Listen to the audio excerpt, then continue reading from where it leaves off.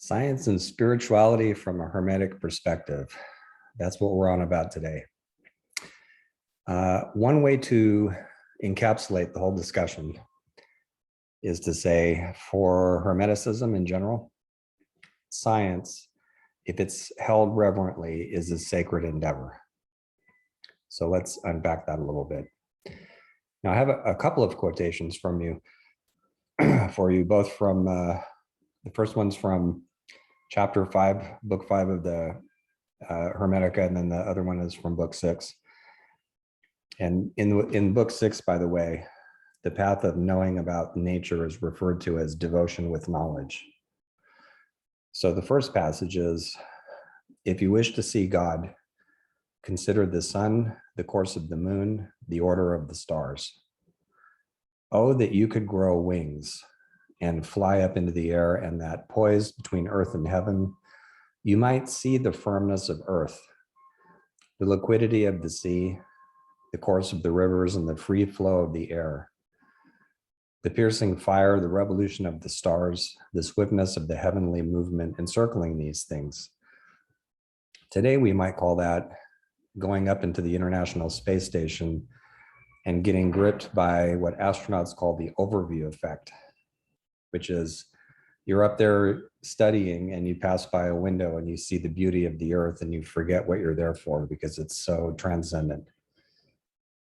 The astronauts who photographed Earthrise in 1968 had a bit of that going on too.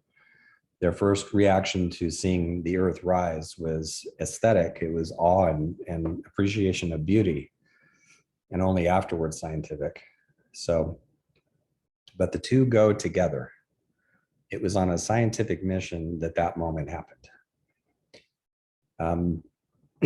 So those are the quotations, and there are traditions of respecting the knowledge that comes from investigating nature in many faiths and worldviews and traditions. In the Quran, for instance, there are surahs that talk about signs that God has left in nature, encouraging us to explore the natural world, which is one of the reasons that while scientific achievement flourished in the Islamic world, it went into decline in Europe for a long time, because that faith told them something different about the world.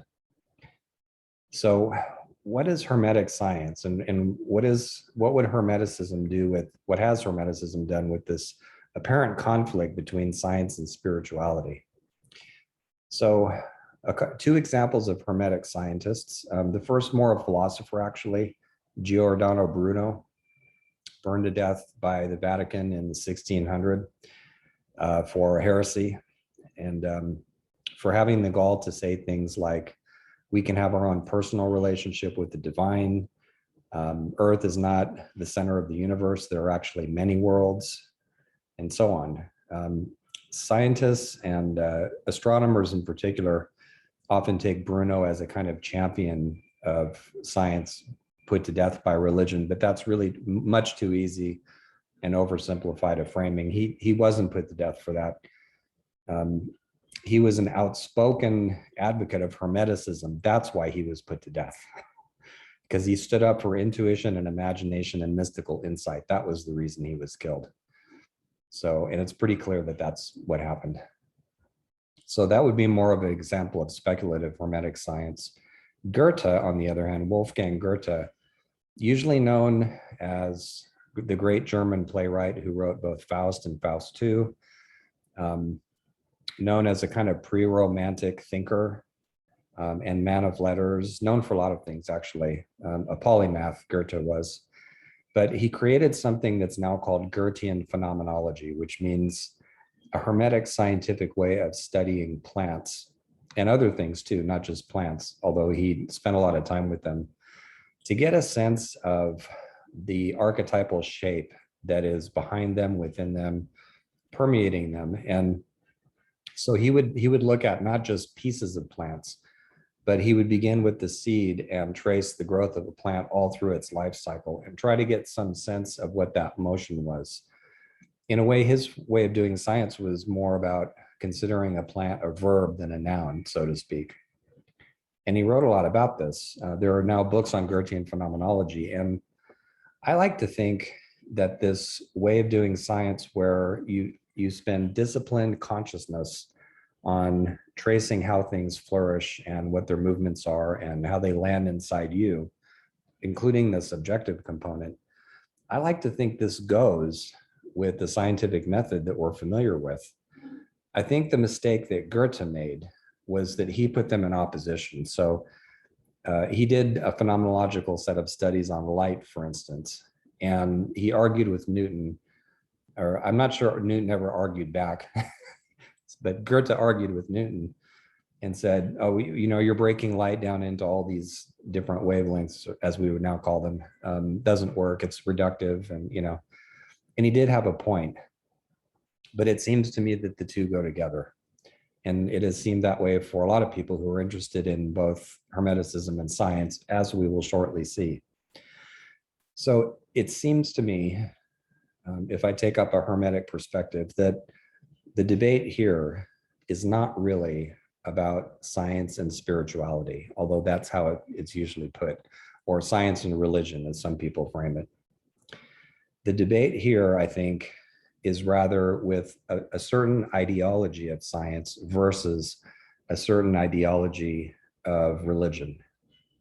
And what I mean specifically by that is that it's not so much science as I see it that's opposed to spirituality. It's scientism, which is a materialist doctrine. Science is the exploration of nature. Scientism says we can't know things unless we study them scientifically. Science is the best way to know things. Some people would say it's the only way that we can really know them. And it's this whole ideology that comes with a materialist worldview that basically says if we can't see it or measure it or compute it, then it doesn't exist. And that is a problem. That would be a problem even if there was no spirituality to deal with, but there is. And so on the other side of it is not so much spirituality itself as literalism, religious literalism. So scientism versus literalism is really the debate here. And those are incompatible. They will never meet, right? Scientism looks at the literalized big dad in the sky and says, this is utter nonsense. There's no evidence for any of it. And it will always say that. There's not going to be a meeting of minds, because the thing that the two have in common is that they take everything literally. Both of them do. They don't see that things have meaning or another dimension of symbolism or can be interpreted. And those are all things that Hermeticism picks up. So for that reason, Hermeticism, among many reasons, Hermeticism is much more open to the idea of let's investigate the world, but let's do it with an attitude of reverence and let's be humble about it. Let's not be arrogant and pretend that we know that we're going to know everything about it. I heard somebody with a scientific background once say in a class that the purpose of science is to decode the world and decode nature. And I thought, that sounds a lot like a needle on a pine tree saying it's going to decode the forest, right? The hubris is just astounding, Yes, let's understand as much of the world and the cosmos as we possibly can. Science, in that sense, has brought us so many wonderful things that there's not even grounds for disputing it. The way we talk to each other electronically is one of limitless ways that science has helped us out. But the arrogance that comes with scientism that says that if you learn something through intuition, or you just have this gut sense that something's up, and then it turns out later that you were right, or there's a coincidence that happens and it feels to you like there's a meaningful connection, even though causally one part of it didn't cause the other part, or certain spiritual states. The list goes on and on, right? The unfriendliness of scientism to all of that, because it is certain that it can't be true, it's not workable, and it's a form of literalism. It's literal minded. I remember hearing Neil deGrasse Tyson, who I really like. I think his work is terrific. He has done more than almost anybody these days to make science accessible to the public. He's terrific, and he's entertaining too. I like watching him joke with audiences. But I remember hearing him say at one point about the change of seasons that, one of the myths I want to bust is that the days don't get shorter as fall approaches. And I thought I was listening to Spock, right? There's a scene in one of the Star Trek movies where somebody asks Spock, "Are you sure you won't change your mind?" And he says, "Is there something wrong with the one I have?" Yeah, there is. It's too literalistic. Nobody thinks the days are getting shorter. Nobody you ask on even on the street who doesn't even have a scientific background is going to say, as we approach fall, it goes 24 hours, 23 hours, 22 hours. So this kind of literalism just isn't helpful. And then on the religious side of the house, it's abundant, right? Our God's the only God. Our truth is the only truth. It's coupled with this arrogant triumphalism that has caused endless wars and bloodshed and crusades and God knows what else. So really, I think the collision from a Hermetic perspective is between two literalistic systems. It's not between science and spirit. Now, let me give you a couple of examples of scientists who had a strong Hermetic background. And then I want to finish by giving you a quotation from the Corpus Hermeticum itself. So Nicolas Copernicus, if we studied any science at all, we all know who he was. He busted the Ptolemaic idea that the Earth is in the center of the solar system, of the universe, rather. He said, no, the sun is in the center. And one of the things that gave him the idea for this is that the Corpus Hermeticum says that. It says the sun is in the center. And he read that. We know he did. And so I wanted to give you a quotation from his great work, which was published after his death because he was afraid the church would get after him. That should tell you something all by itself, right? If there are certain truths that are too dangerous to be held and that we have to persecute the people who hold them, that should tell you right there that something pathological is happening. But anyway, so Copernicus wrote this 1543.